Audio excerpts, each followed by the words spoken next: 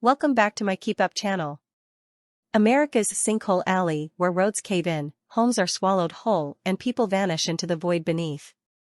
Central Florida has been dubbed Sinkhole Alley after it became notorious for the dangerous phenomenon in which the ground collapses without warning, putting nearby homes and businesses at huge risk. Many residents in the state are still haunted by a major incident that occurred at a car dealership in Lake Rose in 1981, with some vehicles still below the surface today.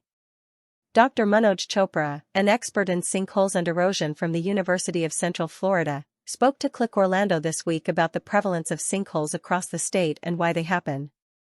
Chopra says Sinkhole Alley encompasses a huge swath of land in Florida and goes all the way from Hillsborough County, and close to Tampa, all the way up to Daytona, and through our areas of Maitland and Winter Park. Of the nearly 27,000 sinkholes reported in Florida, 20,145 of the dangerous voids are located in Sinkhole Alley's three counties, Pasco, Hernando, and Hillsborough. Chopra highlighted the devastation left behind the infamous 1981 sinkhole in Winter Park near Orlando, which grew to 400 feet in diameter, swallowing up 5 cars, 2 businesses, a 3-bedroom house, nearby streets, and the deep end of an Olympic-sized swimming pool. Many sinkholes eventually become picturesque lakes, and Chopra pointed out the easy way you can find one from above. If you fly over Central Florida, if you see those really round lakes, they're probably sinkholes, because a sinkhole is typically a funnel that fails the surface and falls in, Chopra said. While they may appear beautiful from above, they are actually a significant threat to the safety of locals. Perhaps most disconcerting is that some sinkholes seemingly happen at random. While sinkholes that develop under sandy soil typically show danger signs in their surface depressions before collapsing, those that start crumbling under clay layers, like the fatal incident in Seffner, can collapse suddenly and without warning. In 2013, Seffner resident Jeff Bush, 37, was in bed sleeping when a sinkhole unexpectedly swallowed him up.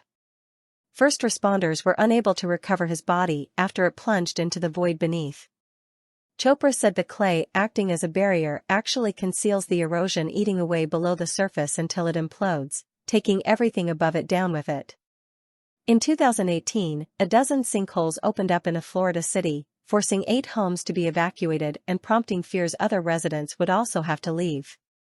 The holes began appearing around a retention pond in the Windchase neighborhood of Ocala, and continued to pop up over 2 weeks while locals were left stumped and terrified by the underlying cause.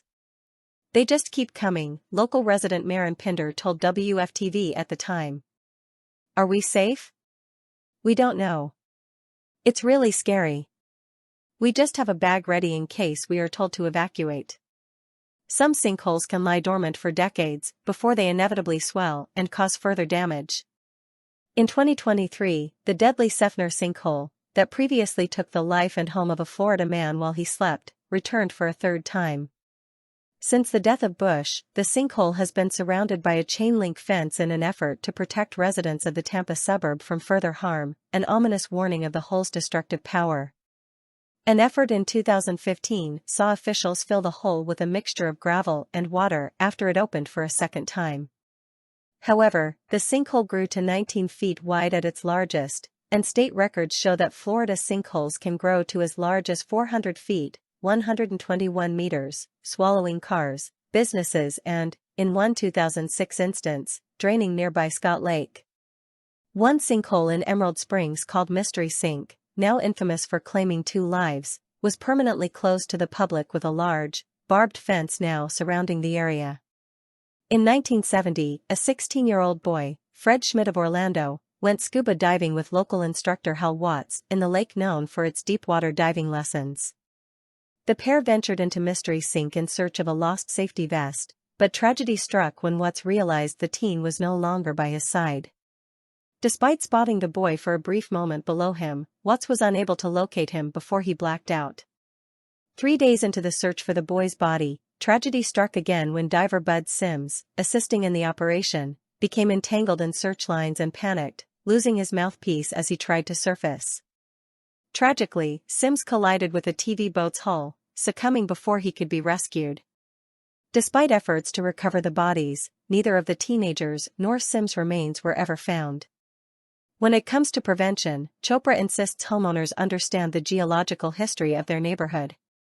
He also recommended consulting the Florida Geological Survey's sinkhole map to assess the risk level of a particular location.